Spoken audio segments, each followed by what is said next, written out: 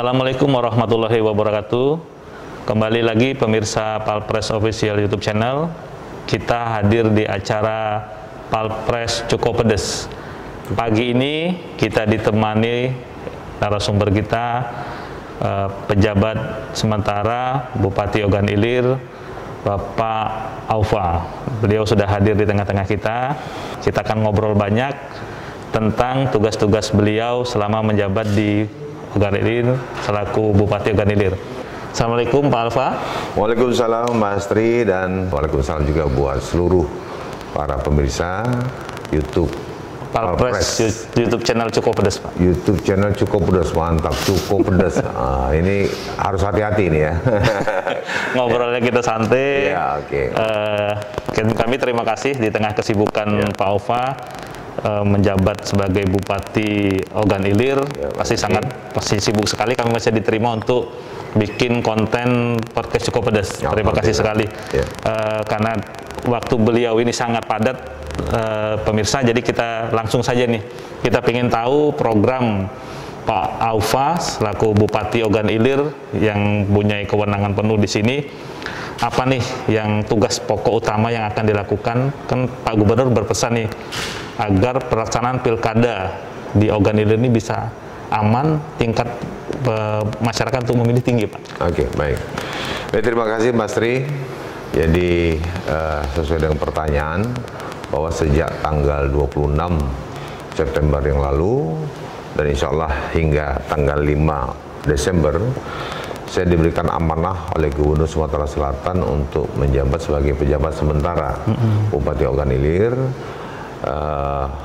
Tugasnya adalah untuk menggantikan sementara Bupati definitif yang cuti karena beliau mengikuti kontestasi mengikuti pilkada 2020 ini. Nah, berkaitan dengan itu, sesuai dengan arahan Pak Gubernur, pertama tentunya program saya adalah saya harus menjaga netralitas, menciptakan netralitas dari ASN, karena sesuai undang-undang ASN tidak boleh terlibat politik praktis dalam pelaksanaan pilkada ini. Untuk itu saya sudah hari pertama saya masuk, saya langsung melakukan rapat koordinasi kepada seluruh kepala UPD dan pejabat-pejabat eselon 2 dan eselon 3, termasuk kepada para camat, lurah dan kepala desa, untuk saya mengingatkan bahwa di dalam pilkada ini betul-betul ASN diharapkan netral dalam pelaksanaan itu, dan saya pun sudah menunjukkan kepada mereka untuk kita berbuat netral mungkin. Dan alhamdulillah semua ini sudah disepakati dan untuk dilaksanakan sesuai dengan apa yang saya inginkan. Kemudian yang kedua, tentunya sebagai pejabat sementara yang dipercayakan oleh Pak Gubernur, saya harus menciptakan iklim yang kondusif di dalam pelaksanaan pilkada ini. Jangan sampai terjadi gesekan-gesekan, kemudian menciptakan semacam hal-hal yang akan menghambat jalannya pelaksanaan pilkada. Yang ketiga, yang paling penting adalah bagaimana saya harus memotivasi, bekerjasama dengan para camat, kepala desa dan juga perangkat-perangkat yang lainnya untuk mengajak masyarakat untuk berpartisipasi, datang berbondong-bondong ke TPS dengan ikut aturan protokol kesehatan yang paling penting, untuk memberikan suara mereka ke dalam TPS itu, karena suara mereka lah yang akan menentukan bagaimana nasib Ogan Ilir ke depan. Boleh kita coba, Pak? Ya, ini mohon maaf nih, jadi agak susah juga sih. Jadi artinya seperti itu. Kemudian yang kedua, dengan adanya partisipasi ini kita harapkan akan betul-betul tingkat partisipasi masyarakat Ogan Ilir akan tinggi. Karena apa? Percuma kita memberikan dukungan atau mendukung satu pasangan calon dengan begitu berkuar-kuarnya atau bersemangatnya, tapi saat pencoblosan kita tidak datang, maka ini akan mubazir. Artinya yang paling penting adalah bagaimana saya bersama perangkat di pemerintahan ini, dari mulai kepala OPD, kemudian para camat, lurah dan kepala desa, untuk betul-betul mengoptimalkan, memaksimalkan bagaimana peran partisipasi masyarakat untuk memberikan suaranya, memilih pada saat tanggal 9 Desember yang akan datang. Itu yang paling utama yang harus dilakukan. Jadi terkait ini Pak Aufa harus tetap turun ke lapangan ya berarti? Pasti. Jadi saya sudah merencanakan, insya Allah mulai hari ini, saya sudah merencanakan untuk mulai datang ke setiap kecamatan, dan bila perlu saya akan datang ke setiap desa untuk kembali mengingatkan bahwa betapa pentingnya pilkada di Ogan Ilir ini, karena kita akan memilih pemimpin, menentukan pemimpin yang akan kita pilih sesuai dengan hati nurani masyarakat. Jadi silakan mereka menentukan pilihan mereka, tetapi jangan sampai pilihan itu hanya di mulut.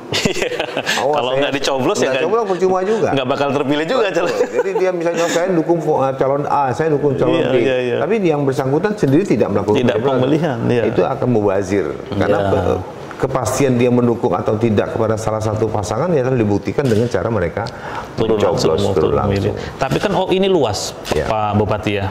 ini sangat luas. Ada berapa kecamatan nih? Ya, ada 16 kecamatan. Ada 16 kecamatan, belum lagi tingkat desa dan kelurahan. Desanya ada 200. Nah, itu kira-kira dengan tempo waktu yang sangat singkat ya Pak ya, untuk Bapak menjabat di sini, apakah itu akan tercover semua atau gimana nanti Pak? Itu teknis, sifatnya teknis. Mungkin saya mau membantuan mungkin dengan para camat, misalnya saya ada 16 kecamatan, mungkin ada 16 titik saya akan datangi, dan camat mungkin bisa mendatangkan para kepala desa. Kalaupun saya tidak dapat, tapi yang pasti bukan hanya sekedar untuk mensosialisasikan pilkada kepada masyarakat. Sebagai pejabat sementara Bupati Ogan Ilir, sebagai orang tua dari masyarakat Ogan Ilir, walaupun waktunya cuma singkat, saya rasa wajar kalau saya mendatangi masyarakat, saya melihat langsung ya, Pak. Melihat langsung kondisi di Kabupaten Ogan Ilir. Paling tidak saya akan mendapatkan catatan-catatan yang akan saya berikan sebagai oleh-oleh kepada bupati yang terpilih nanti. Nah, ini berdasarkan catatan saya bahwa di daerah ini, kecamatan ini, kehidupan masyarakatnya apa, penghasilannya bagaimana, kondisi kampungnya bagaimana. Paling tidak ini menjadi catatan, apalagi berkaitan dengan program pembangunan. Jadi dari situ juga harus menyerap aspirasi juga. Jadi itu sebagai oleh-oleh yang nanti saya berikan kepada pejabat bupati yang terpilih. Mungkin Pak, ini terkait masalah kewenangan ini Pak ya. Kan selaku pejabat sementara ini kan memiliki juga kuasa terhadap penggunaan anggaran ataupun yang lain-lain. Tapi kan ada juga koridor-koridor yang tidak bisa dilakukan itu Pak. Betul. Mungkin Bapak bisa jelaskan jadi biar publik juga tahu. Yang pertama mungkin betul yang Mas Tri katakan, berdasarkan Permendagri nomor 13 tahun 2006, di sini nomor 14 dinyatakan bahwa pemegang kekuasaan pengelolaan keuangan daerah adalah kepala daerah yang karena jabatannya mempunyai kewenangan menyelenggarakan seluruh pengelolaan keuangan negara. Artinya saya juga walaupun hanya PJS, saya berhak menggunakan kekuasaan itu untuk mengontrol. Paling tidak mengontrol bagaimana keuangan negara pada saat saya sedang menjabat, supaya saya kontrol supaya tidak terjadi kesalahan-kesalahan dalam penggunaan karena ini uang negara. Jadi saya memiliki berhak untuk melakukan kuasa ini karena saya sebagai kepala daerah diberikan kewenangan pemegang kekuasaan pengelolaan keuangan daerah. Karena jabatan saya mempunyai kewenangan menyelenggarakan keseluruhan pengelolaan keuangan negara. Di aturan perundang-undangan? Aturan perundang-undang di Permendagri. Kemudian memang kemarin sempat ada masalah ya. Jadi ada padahal baru beberapa hari nih Pak ya? Ada beberapa hari, ada miskomunikasi. Saya sudah memberikan statement atau memberikan surat sakti katanya, di mana di situ saya sudah mulai ikut campur tentang pengelolaan. Karena dalam pasal Permendagri nomor 13 ini memang sudah ditentukan juga bahwa pada pasal 5 ayat 3 bahwa kepala daerah selaku pemegang kekuasaan pengelola daerah melimpahkan sebagian atau seluruh kekuasaannya kepada sekretaris daerah selaku koordinator pengelolaan keuangan daerah, kepada SKPD atau PPKD, atau kepada kepala SKPD selaku pejabat pengguna anggaran. Tapi di sini dijelas dikatakan melimpahkan sebagian atau seluruh. Nah, saya punya hak dong untuk menentukan semasa saya memimpin apakah saya akan berikan sebagian, apakah saya harus melakukan seluruhnya atau tidak sama sekali. Kan tinggal pilihan saya gitu kan. Nah, tentunya saya juga harus mengacu undang-undang ini. Kemudian ada lagi di bagian kedua, koordinator pengelolaan keuangan daerah dikatakan bahwa sekretaris daerah selaku koordinator pengelolaan keuangan daerah walaupun sudah diberikan kewenangan itu pada pasal 5 ayat 3 berkaitan dengan peran dan fungsinya dalam membantu kepala daerah menyusun dan mengkoordinasikan. Artinya saya berhak, namanya koordinasi berarti bawahan saya atau pejabat yang saya berikan kewenangan berhak untuk melakukan koordinasi. Itu tanggung jawab seorang pemimpin sebenarnya, Pak, ya? Dan saya harus dong mengatakan, masa saya setelah dijabat sebagai bupati, saya nggak perlu tahu nih karena ada SK, ada Permendagri, kemudian ada turunan lagi yang dibuat, itu kepala daerah cukup sudah memberikan kewenangan kepada misalnya SKPD dalam BPKD misalnya untuk proses pencairan dana atau proses pengelolaan dana. Terus bupati silakan duduk manis saja, tidak perlu tahu dan silakan. Ya saya rasa itu tidak layak juga, tidak patut juga kalau kepala daerah yang tidak mau tahu tentang karena ini uang negara yang dikelola. Saya harus mengontrol gitu kan. Nah, ini hal-hal yang harus juga dipahami. Kemudian juga ini saya izin ya sebagai kepala daerah memiliki suatu kewenangan, memiliki suatu hak yang dinamakan hak diskresi. Hak diskresi itu hanya dimiliki oleh kepala daerah. Nah, hak diskresi itu maksudnya adalah di mana meliputi pengambilan keputusan atau tindakan berdasarkan ketentuan peraturan perundang-undangan yang memberikan suatu pilihan keputusan atau tindakan. Jadi hak saya akan menentukan apakah saya harus mengambil keputusan atau tidak, apakah saya harus mengambil tindakan atau tidak, hak saya. Kemudian kedua, pengambilan keputusan atau tindakan karena peraturan undangan yang tidak mengatur.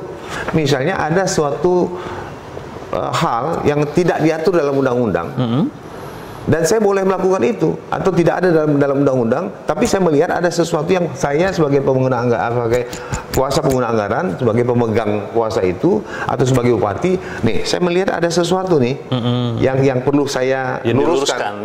Artinya di situ hak saya untuk meluruskan itu. Kemudian di sini diperjelas lagi ada pengambilan keputusan atau tindakan karena peraturan perundang tidak lengkap dan tidak jelas. Nah ini, ya kan? Kalau saya melihat ada sesuatu yang tidak jelas, tidak lengkap, wajar dong saya mengingatkan bawahan saya seperti itu. Nah, yang paling penting lagi di sini dikatakan penggunaan diskresi yang berpotensi mengubah alokasi anggaran, baik anggaran wajib memperoleh persetujuan dari atasan pejabat. Ya kan, sesuai dengan ketentuan peraturan perundangan. Nah, persetujuan dimaksud adalah dilakukan apabila penggunaan diskresi menimbulkan akibat hukum yang berpotensi membebani keuangan negara. Artinya saya melihat ini ada semacam gejala misalnya. Karena saya melihat tahun yang lalu, kejadian-kejadian lalu bahwa banyak hal-hal yang mengakibatkan berpotensi untuk merugikan keuangan negara. Nah, saya tidak ingin itu terjadi semasa saya sedang diberikan tugas menjabat sebagai PJS kepala daerah. Nah, saya memagarin itu. Nah, saya mengingatkan, untuk itu saya berani mengeluarkan surat rekomendasi. Tujuan saya adalah mengingatkan bawahan saya semasa saya menjabat, tolong hindari kesalahan-kesalahan sekecil mungkin, terutama dalam hal penggunaan keuangan negara. Apabila ada sesuatu hal, wajib berkoordinasi dengan saya, dengan kepala daerah, kepala daerah kan, sebagai penanggung jawab gitu kan. Kemudian saya hanya ingin melihat, mengontrol, tidak ada kepentingan lain, hanya melihat kontrol. Kalau misalnya sudah dilihat benar, tidak ada masalah, semuanya clear, monggo silakan dicairkan. Tetapi kalau ada misalnya saya memantau dan melihat ada sebuah kesalahan, apakah saya harus membiarkan kesalahan itu terjadi? Apakah saya sebagai bupati karena sudah memberikan kuasa untuk pengelolaan keuangan negara ini kepada pejabat yang saya tunjuk, terus saya duduk diam saja, lepas kontrol, masa bodoh lah terjadi, mau apa? Saya rasa naif. Seperti itu juga. Apa gunanya Bapak didudukan di sini? Naif juga. Dan saya bukan hanya ngurusin pilkada saja, saya juga harus menyelamatkan keuangan negara, menyelamatkan kabupaten ini supaya jauh dari kehancuran misalnya akibat kesalahan-kesalahan seperti itu. Jadi selama bertugas ini yang pasti Bapak berpedoman pada aturan yang sudah ada, semua aturan saya tidak ikuti. akan keluar dari koridor itu, Pak. Betul. Di sini juga ada dicantumkan bahwa ada di pasal berapa di Undang-Undang Nomor 23 Tahun 2014 sudah dibatasi. Dan saya tidak melanggar itu. Pertama, sebagai pejabat kepala daerah, PJS kepala daerah, PJS kepala daerah dilarang pertama melakukan mutasi. Saya nggak pernah melakukan mutasi. Kemudian yang kedua, membatalkan perizinan yang telah dikeluarkan pejabat sebelumnya dan atau mengeluarkan perizinan yang bertentangan dengan yang dikeluarkan. Saya tidak pernah membatalkan perizinan, misalnya ada MOU yang sudah berjalan sebelumnya, silakan terus Pak ya. Teruskan. Tapi saya punya hak untuk mengontrol loh. Ya. Kalau terjadi, kalau misalnya kalau itu melanggar, kalau tidak melanggar silakan. Kemudian membuat kebijakan tentang pemekaran daerah, saya tidak ada niat untuk memekarkan daerah OI jadi 2 misalnya. Dan terakhir, membuat kebijakan yang bertentangan dengan kebijakan penyelenggaraan pemerintahan dan program pembangunan pejabat sebelumnya. Saya rasa saya tidak melanggar ini. Ya, itu poin utama yang tidak boleh dilakukan oleh PJS. Kemudian kemarin dipermasalahkan saya memberikan surat sakti katanya untuk memberikan rekomendasi, kenapa tidak koordinasi dengan DPR. Lah ini kan rumah tangga saya. Ya. Kemudian saya hanya memagari, mengingatkan, memberikan warning kepada bawahan saya, hati-hati dalam melaksanakan kegiatan atau penggunaan anggaran. Kemudian di dalam undang-undang Permendagri nggak ada dicantumkan saya harus koordinasi dulu dengan DPR. DPR ya. Dan ini kan DPR memang berhak melakukan kontrol juga terhadap penggunaan keuangan negara, itu kan. Tetapi ini kan bukan penggunaannya. Saya hanya ingin mengajak anak buah saya, mengajak bawahan saya untuk koordinasi dengan saya terlebih dahulu sebelum melakukan melangkah lebih jauh, supaya di zaman saya ini tidak terjadi. Kenapa? Sebelumnya banyak sekali kesalahan-kesalahan. Jadi sebatas koordinasi aja. Koordinasi saja, koordinasi dan kontrol. Koordinasi saya dan tidak kontrol. mencampur sepanjang itu sudah benar, monggo. Tapi silakan. itu kalau Dewan mau manggil sah-sah saja. Sah-sah saja. Kita akan jelaskan ya. Ya saya jelaskan, tidak masalah. Ya sebagai mitra kita jelaskan supaya lebih clear. Gitu. Tapi ya artinya saya tidak berminat berniat untuk mencampuri lebih dalam segala yang sudah berlaku ya silakan saja, tapi hak saya sebagai. Tapi sebenarnya selaku PJS Bupati Ogan Ilir biar memiliki kekuasaan penuh terhadap penggunaan anggaran Pak ya. Ini kan memang tahun politiknya di Ogan Ilir ya. Nah, saya tetap harus netral. Tapi kan Bapak ini berduduk di sini banyak juga sepak terjang dari kepentingan politik sebenarnya. Ya, itu suatu hal yang memang tidak bisa kita hindarkan. Tapi insya Allah saya akan berusaha berbuat senetral mungkin. Karena kalau saya mengajak orang ASN netral, saya dulu dong harus netral.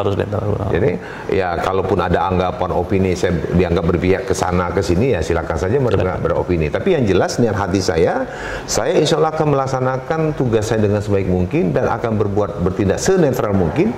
Karena saya tidak punya kepentingan apa-apa. Sesuai arahan dari Pak Gubernur. Itu kan nanti kalau misalnya sudah selesai terpilih ya saya akan kembali bertugas bagaimana biasa. Ya kan? Saya tidak ada niat apapun. Tapi selama duduk di sini tugas dan tanggung jawab yang diberikan tetap akan dilaksanakan. Akan dilaksanakan karena saya juga selaku PJS bukan hanya sekedar untuk mengkondisikan pilkada saja. Karena saya juga harus mengontrol semua aktivitas yang ada di sini. Jangan sampai nanti saya lost control karena saya fokus hanya ingin menjaga kondusif saja, hanya ingin mengajak masyarakat, tetapi ada sesuatu yang tidak layak, tidak lazim terjadi di masa saya. Nah, kemudian ini akan membahayakan saya juga termasuk masalah penggunaan anggaran maksud saya. Ada waktu di mana misal ini mudah-mudahan tidak terjadi, misal ada satu proses pencairan atau penggunaan keuangan negara dan itu terjadi kesalahan misalnya. Tetapi kesalahan itu terbukti atau ada hasil audit nanti di ujung tahun misalnya. Kemudian dilihat, ini salah nih penggunaan anggaran ini, tidak benar ini. Tapi saya tidak tahu karena tidak ada laporan kepada saya atau saya tidak melakukan kontrol. Pas dilihat kejadian itu terjadi antara tanggal 26 sampai tanggal 6 atau tanggal 5. Pada masa itu kan masa saya. Masa saya tutup mata, saya harus tutup telinga. Masa bodoh silakan. Karena apa? Misalnya sana saya sudah sesuai dengan Permendagri, sesuai dengan turunan dari keluarnya Pergub, Peraturan Bupati mengatakan bahwa semua kewenangan itu diserahkan kepada OPD atau diserahkan kepada salah satu instansi SKPD yang diserahkan oleh Bupati sesuai dengan SK atau Pergub yang ada. Dan Bupati tutup telinga, tutup mata. Ya, saya rasa tidak demikian dong. Kita break sebentar, Pak. Kita lanjutkan lagi setelah kita break sebentar. Terima kasih. Oke, pemirsa, kita break rehat sejenak. Kita lanjutkan lagi podcast Cukup Pedas di segmen kedua. Terima kasih.